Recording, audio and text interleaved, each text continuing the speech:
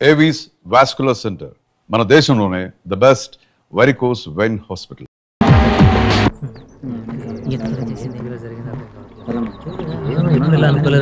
SP గారు బాడీని తీసేయమని message పంపించారు. ఎస్పీ గారు స్పాట్ కు వచ్చి ఇన్వెస్టిగేట్ చేయమని సీఎం గారు ఆర్డర్. చనిపోయిన అమ్మాయి భర్త బై ఎలక్షన్స్ లో పోటీ చేసే వ్యక్తి. అతను ఎలక్షన్ లో గెలవడానికి ఇదో సింపతి. చనిపోయాక ఇంకా చేసేదే ఉంటుంది సార్. సరే నువ్వు జీప్ స్టార్ట్ చేయి, ఇంటి వరకు వెళ్ళి రావాలి.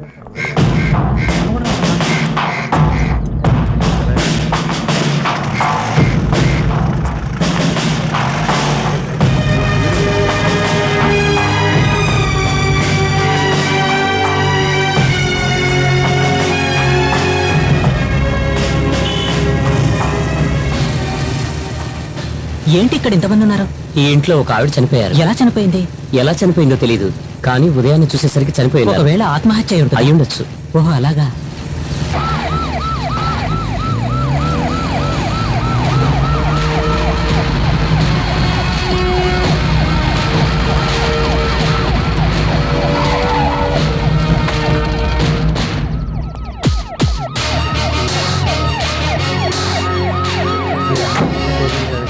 సార్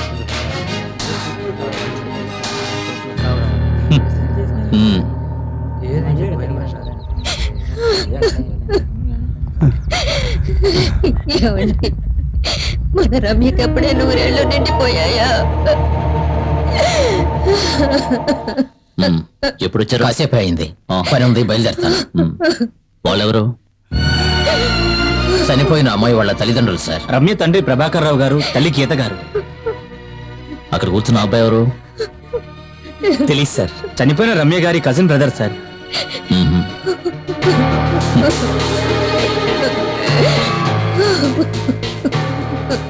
మిగిలిన ఇద్దరు మా అమ్మ నాన్న సార్. ఎందుకు నువ్వెవరు? నా పేరు అశోక్, పక్కనే మా ఇల్లు. ప్రభాకర్ రావు గారు మేము ఫ్యామిలీ ఫ్రెండ్స్ అండి. అయితే ఏంటి?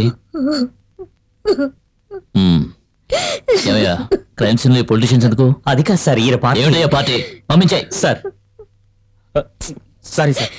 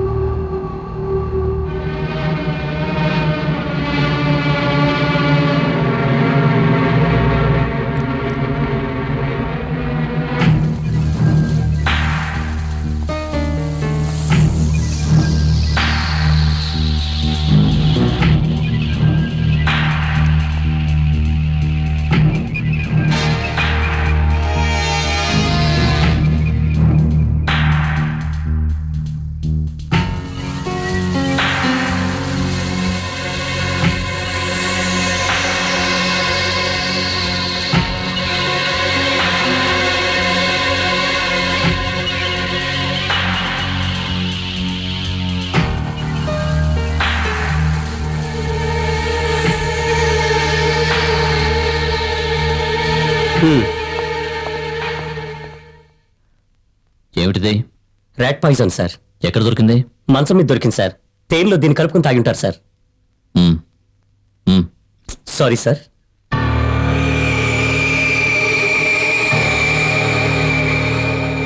నాకు ఫోన్ చేసినప్పుడు లెటర్ అయితే దొరకలేదని చెప్పారు. అవును సార్, ప్రిలిమినరీ ఇన్వెస్టిగేషన్ లో దొరకలేదు సార్. మేము ఈ టేబుల్లోని డ్రాలో వెతికినప్పుడు ఒక బుక్ లో ఉంది సార్. ఇంతకీ బాడీని ఎవరు ఐడెంటిఫై చేశారు? ఈనేట్ సార్. ఈమె ఇంటి పని మనిషి సార్. కాస్త ముందుకు రండి. నువ్వు ఇక్కడే ఉంటావా? లేదు, నా పని అయ్యాక ఇంటికి వెళ్ళిపోతాను. సార్ లేనప్పుడు మాత్రం రాత్రులు ఇక్కడే ఉంటాను. రాత్రి నువ్వు ఇక్కడే ఉన్నావంటే సార్ రారని నీకు ముందే తెలుసా? సార్ రారని చెప్పి రమ్య మేడం రాత్రికి నన్ను ఇక్కడే ఉండిపోమని చెప్పారు. సార్ లేనప్పుడు ఇక్కడే ఉంటానని చెప్పావుగా. నేనున్నప్పుడే సార్ వచ్చారు.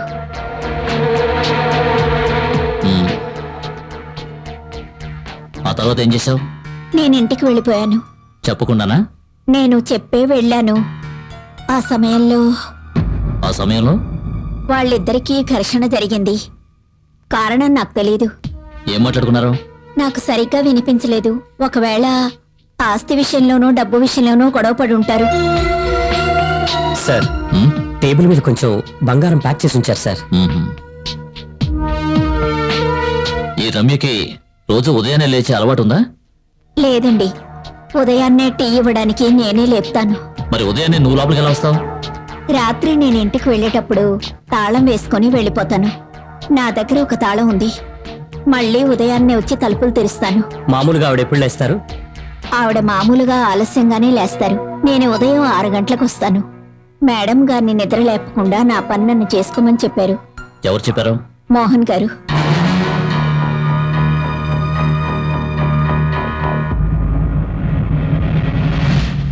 నీ పేరేమిటి? సుమేష్.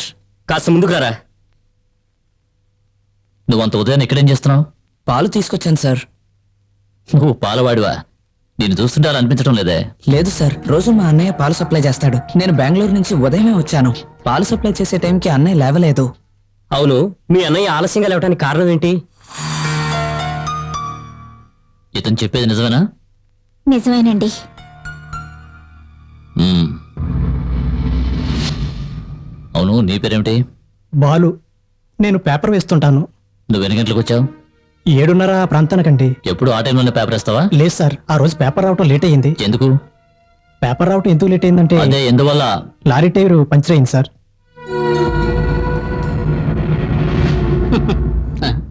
తమరి నామధేయం? త్రినాథ్ని. నేనే పోలీసులకు ఫోన్ చేసి చెప్పాను.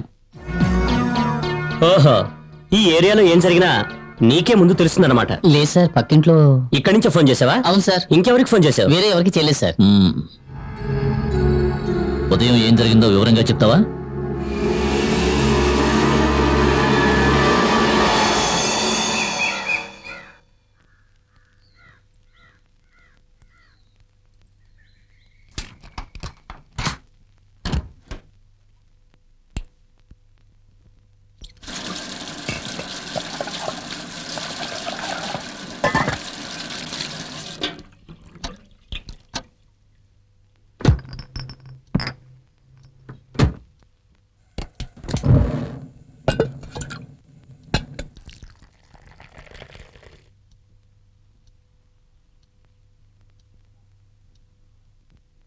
అమ్మా, రమ్యమ్మ, అమ్మా,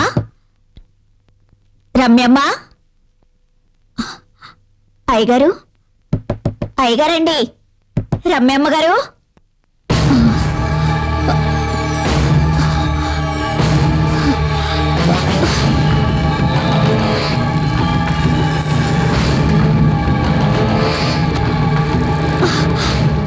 ఏమైంది? ఎందుకు ఆ కంగారు? ఏమైందో తెలియడం లేదు. పిలిస్తే ఎవరూ పలకడం లేదు.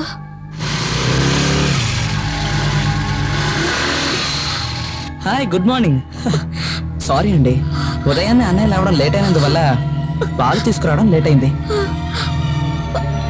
ఏంటి, ఏమైంది?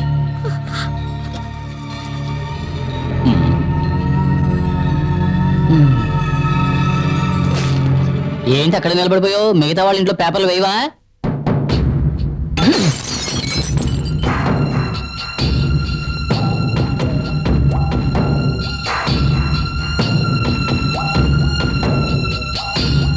ఇక్కడ ఎవరు లేరేంటి?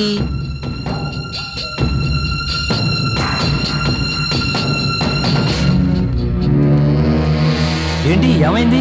లోపల ఎవరు కనిపించడం లేదు. నిన్న రాత్రి నేను ఇంటికి వెళ్ళేటప్పుడు వాళ్ళిద్దరూ ఉన్నారు. ఆ తర్వాత ఏం జరిగిందో మనకు తెలియదు కదా. నిన్న రాత్రి 8 గంటలకి మోహన్ బైక్ లో బయటకు వెళ్ళాడు. రమ్య ఇంట్లోనే ఉంది. రాత్రి 11 గంటలైనా మోహన్ ఇంటికి రాలేదు. ఒకవేళ వచ్చుంటే బైక్ శబ్దం నాకు వినిపించదు కదా. ఇక్కడ ఆడ మనిషి కాళ్ళు కనిపిస్తున్నాయి. నేల మీద పడుకుని ఉన్నారు. ఎక్కడ? ఎవరు కనిపించట్లేదే. కాస్త కింద నుంచి చూడండి, కనిపిస్తుంది. కనిపిస్తుందా? ఇప్పుడు కనబడుతుంది. తల కనబడలేదు, కాళ్ళు కనబడుతున్నాయి. అమ్మా, రమ్యమ్మ. ఏం జరుగుతుందో? ఆవిడకి ఏమైందో ఏమిటో. ఇప్పుడు ఏం చేయాలో అర్థం కావట్లేదే. ప్రాణం ఉంది, కాళ్ళు కదలడం నేను చూశాను. అయ్యో దేవుడా. రమ్యమ్మ. వచ్చేస్తుంది, తోయండి. ఏమైందమ్మా?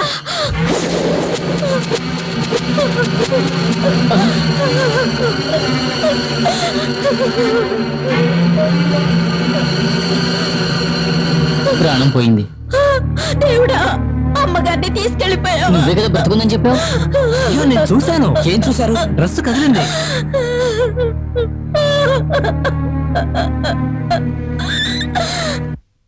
ఒక అనుకోని దుర్ఘటన జరిగిన ఇంటి నుంచి పోలీసులకు ఇన్ఫార్మ్ చేసిన తర్వాత ఆ ఫార్మాలిటీస్ ఏమిటో నీకు తెలుసా? ఆవిడకి ప్రాణం ఉందని మా వాడు చెప్పాడు. అందుకే హాస్పిటల్ తీసుకెళ్లి చెక్ చేయించాలని మాకు అనిపించలేదు. ప్రాణం ఉందని ఎవరు చెప్పారు? వాడు ప్రాణభయంతో పారిపోయాడు. వాడేంట్రా? తెలీదు సార్. తెలీదా?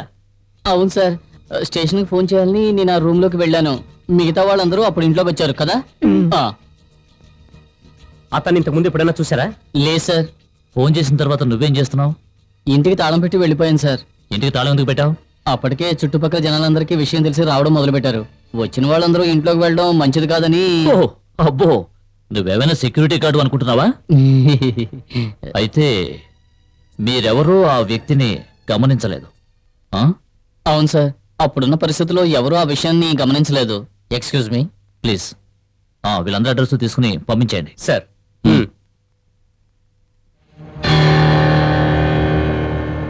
So what's your finding?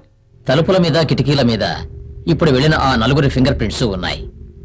తేనెతో కలిపిన విషం బాటిల్ మీద చనిపోయిన ఆ అమ్మాయి ఫింగర్ ప్రింట్స్ మాత్రమే ఉన్నాయి. రూమ్ లో చాలా చోట్ల ఎవరివో ఫింగర్ ప్రింట్స్ ఉన్నాయి. మోస్ట్ ప్రాబబ్లీ ఆమె హస్బెండ్ అయి ఉండొచ్చు. What about him? Mister Mohan trace out చేశారా? లేదు సార్, మొబైల్ స్విచ్ ఆఫ్ చేసింది. అయితే ఆయన ఎక్కడికి వెళ్ళి ఉంటారో? ఎక్కడికి వెళ్ళారో తెలియట్లేదు సార్. పోస్ట్ మార్టం ఏర్పాట్లన్నీ పూర్తయ్యాయి. సార్, మిస్టర్ మోహన్ గారి ప్రింట్స్ ఆయన ఆఫీస్ లో ఉంటుందేమో. Sure, you can do that. Sir. Shall I leave now sir? Post mortem అయిన తర్వాత ఫ్యామిలీ మెంబర్స్ ఇన్ఫార్మ్ Sir. చేయండి. You get the post mortem report and come to my office. We will discuss there. వీలైతే mister Mohan ని direct గా కలవడానికి ప్రయత్నించండి. విషయం చెప్పినప్పుడు ఆయన ఫీలింగ్స్ ని గమనించండి. That's very important. సార్. నాకు విషయం తెలిసింది, కానీ ఇప్పటికీ నేను అది నమ్మలేకపోతున్నాను. మోహన్ ఇది ఎలా తట్టుకోగలడు? ఎస్పీని స్పాట్ కి డైరెక్ట్ గా వెళ్ళి ఎంక్వైరీ చేయమన్నాను. And I'm waiting for his call. Sir, Mohan మీకు పర్సనల్ గా తెలుసా? తెలుసు, కానీ అతను ఎటువంటి తప్పు చేయడని నా నమ్మకం. మనిషి అన్నాక తప్పు చేయడం అనేది. అది కాదండి, మోహన్ మాత్రం అలాంటివాడు కాదు.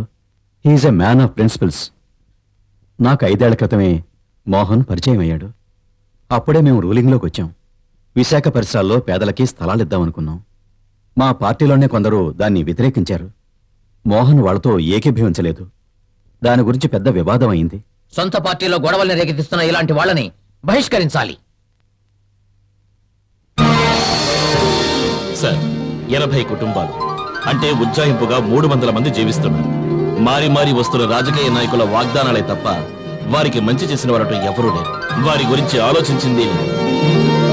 సార్, కూలి పని చేసుకుని జీవిస్తున్న కష్టజీవులు తలదాచుకోవడానికి వారికున్న ఏకైక ఆస్తి ఆ పూరి గుడిసెలు మాత్రమే. వాటిని నేలమట్టం చేసి వారిని నడి రోడ్ల నిలబెట్టి ఇక్కడ ఎవరు ఫ్యాక్టరీ నిర్మించడం అక్కర్లేదు, అందుకు మేము అంగీకరించము కూడా. సార్, ఈ ఫ్యాక్టరీ మన ఊళ్ళో మొదలు పెడితే ప్రజలకే కాకుండా మన పార్టీకి కూడా మేలు జరుగుతుంది. అవును మరి. ఆ కాలనీలో నివసించే వాళ్ళలో 90% పైగా అపోజిషన్ పార్టీకి సంబంధించిన వాళ్ళు. స్థలం కేటాయించే సమయంలో ఆ కాలనీ వాళ్ళు ఆయనకు ఎదురు తిరుగుతారు. ఆ తర్వాత వచ్చే జనరల్ ఎలక్షన్స్ లో వాళ్ళందరి ఓట్లు మనకి సానుకూలంగా మారతాయి. సార్, ఇలా చేయటం వల్లే రాజకీయ నాయకుల మీద ప్రజలకి నమ్మకం పోయింది. వంతులు వేసుకుని రాజకీయ నాయకులు మోసం చేయడం వల్లే ప్రజలకి మనం అంటే అసహ్యం కలుగుతోంది. రాజకీయం ఒక చదరంగం లాంటిది మిస్టర్ జాన్. మన తెలివితేటలతో ఎదుటి వాళ్ళను ఎలాగైనా దెబ్బతీయాలి. గెలిచేవాడిని వెన్నుపోటు పొడిచేవాడే రాజకీయ నాయకుడు. లేదు సార్, ఆ రోజులు మారిపోయాయి. ప్రజలిప్పుడు తెలివి మీరిపోయారు. మన రాష్ట్రంలోని ప్రజలకు స్వయం ఉపాధి కల్పిస్తామంటూ కళ్ళబొల్లి మాటలు చెప్పి వారిని దోచుకుంటున్న విషయం అందరికీ తెలిసిపోయింది. స్వలాభాల కోసం కొత్త పార్టీలను సృష్టించి నీతి తప్పి నడుస్తున్న రాజకీయ నాయకుల్ని జనం తరిమి కొడుతున్నారు. అది మనం గుర్తుంచుకోవాలి. జనాన్ని మరచి మనం ప్రవర్తిస్తే వాళ్ళు ప్రతిఘటిస్తారు, ప్రతీకారం తీర్చుకుంటారు. ఆ సంఘటన జరిగిన తరువాత మోహన్ కుమార్కి శ్యామిలికి మధ్య విభేదాలు తలెత్తాయి. జరిగిన జనరల్ ఎలక్షన్లో మోహన్ కుమారు నామినేట్ అయ్యాడు. ఆ సమయంలో మోహన్ తీసుకున్న నిర్ణయం నా మనసుని హత్తుకుంది. వద్దు సార్, నాకు ఈ సీటు వద్దు. మోహన్, ఏమిటసలు నీ మొండితనం? ఒక్కొక్కరు సీట్ సంపాదించడం కోసం ఎన్నో అడ్డమైన పనులు చేస్తున్నారు. వాళ్ళ స్వార్థం కోసం పార్టీని రెండుగా చీల్చేస్తున్నారు. ఒక ఎమ్మెల్యేగా ఉన్న నన్ను మంత్రిని చేస్తానన్నందుకు నాకు సంతోషంగానే ఉంది.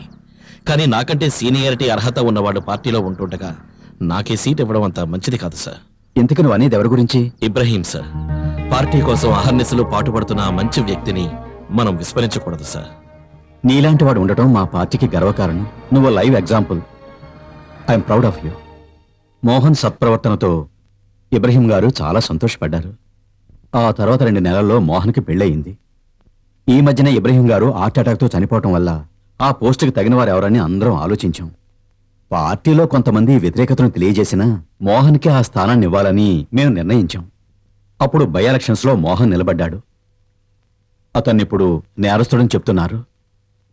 I can't believe this.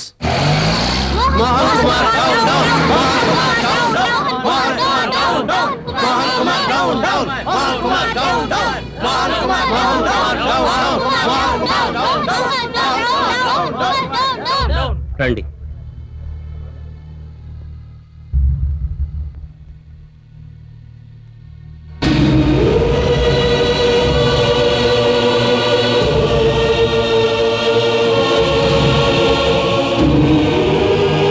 ఎవరైనా హాస్పిటల్.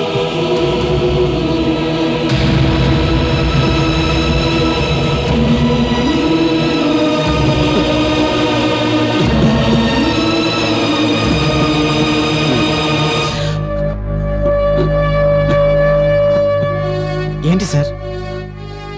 బాడీని మీరు తీసుకెళ్లొచ్చు. చనిపోయిన ఆవిడ భర్త ఎటువంటి వారు? ఎందుకు? చనిపోయిన ప్రదేశంలో ఒక సూసైడ్ నోట్ దొరికింది.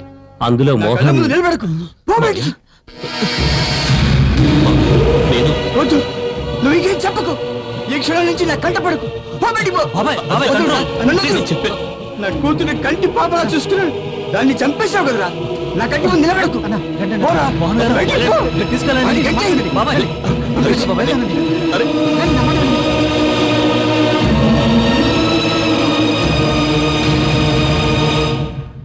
సార్, పోస్ట్ మార్టం రిపోర్ట్లో ఆ అమ్మాయి 20 గ్రాముల రెడ్ పాయిజన్, 3 నిద్ర మాత్రలు ఉపయోగించినట్టు తెలిసింది సార్. అదేవిధంగా మరణం సంభవించింది రాత్రి 11-12 గంటల మధ్యలో సార్. మరణం సంభవించడానికి కారణం కార్డియోజెనిక్ స్ట్రోక్ సార్. అది మాత్రమే కాకుండా ఇదొక ఇన్స్టెంట్ డెత్ అన్నది డాక్టర్ గారి అభిప్రాయం. విషాన్ని తీసుకున్న వెంటనే ఆ మరణించి ఉండాలి సార్. ఇది ప్లాన్ మర్డర్ అయితే 2 విధాలుగా జరిగి ఉండొచ్చు. ఒకటి, ఎవరైనా బలవంతంగా విషం పట్టించడం. ఆవిడ ముఖాన్ని బట్టి చూస్తుంటే ఆవిడికి ఎవరూ బలవంతంగా విషం పట్టించి ఉండరని తెలుస్తోంది.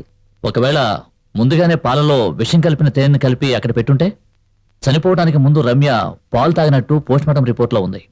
రమ్యకి పడుకునే ముందు పాలు తాగే అలవాటు ఉందని పని మనిషి కూడా చెప్పింది. సార్, తెలియక తాగడం అంటే ఇట్స్ ప్రాక్టికల్లీ ఇంపాసిబుల్. ఎందుకంటే ఎటువంటి విషయమైనా తాగే వాళ్ళకి ఆ రుచిని బట్టి తేడా తెలుస్తుంది సార్.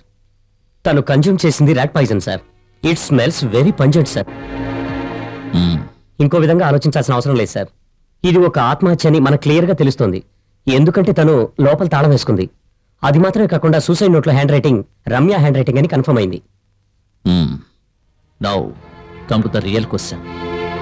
వై? ఎందుకు అలా చేసింది? దాని గురించి మిస్టర్ మోహన్ గారిని అడగాలి సార్.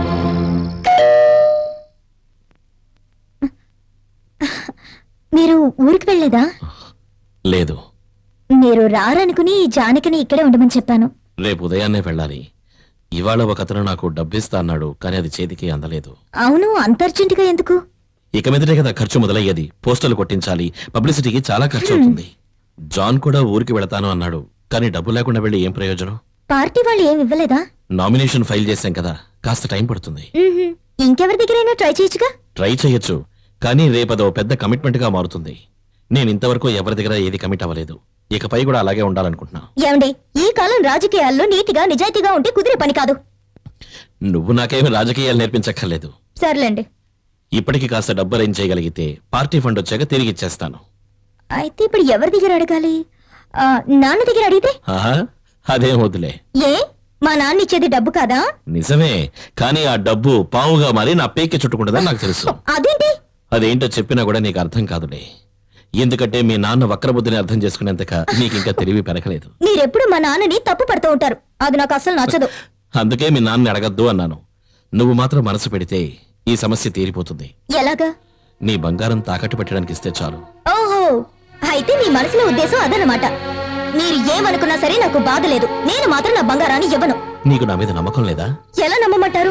నెల రోజుల్లో తిరిగిస్తానని చెప్పి నా అకౌంట్ లోంచి 2 లక్షల రూపాయలు తీసుకోలేదు, ఇంతవరకు తిరిగి ఇవ్వలేదు. 3 సంవత్సరాలైంది. ఏమండి, నేను ఒకటి చెప్పనా? నా బంగారం మాత్రం మా నాన్న ఇచ్చింది కాదా? అదిస్తే మాత్రం తీసుకుంటారా? ఓహో, గొప్ప తండ్రి. మా నాన్న ఏం చేశారు? ఆయన రాజకీయాల్లో ఉన్నారు, కానీ కుటుంబాన్ని బాగానే చూసుకునేవారు. అంతేకాక మా నాన్న ఏ లోటు చేయలేదు. బట్ ఇప్పుడు మీ నాన్న ఎలా డబ్బు సంపాదించాడో ప్రజలందరికీ కూడా తెలుసు. మీ దృష్టిలో మా నాన్న దుర్మార్గుడే అయి ఉండొచ్చు, కానీ ఆయన నాకు దేవుడు. తండ్రి పేరు తెలియని మీకు ఆ విలువ అవునే, తండ్రి పేరు తెలియని వాణ్ణి. పుట్టినప్పటి నుంచి ఈ ప్రశ్ననే పదే పదే అడుగుతున్నాను, కానీ ఈ మాట ఎవరన్నా కూడా సహించేవాణ్ణి. నువ్వు ఈ మాట అంటే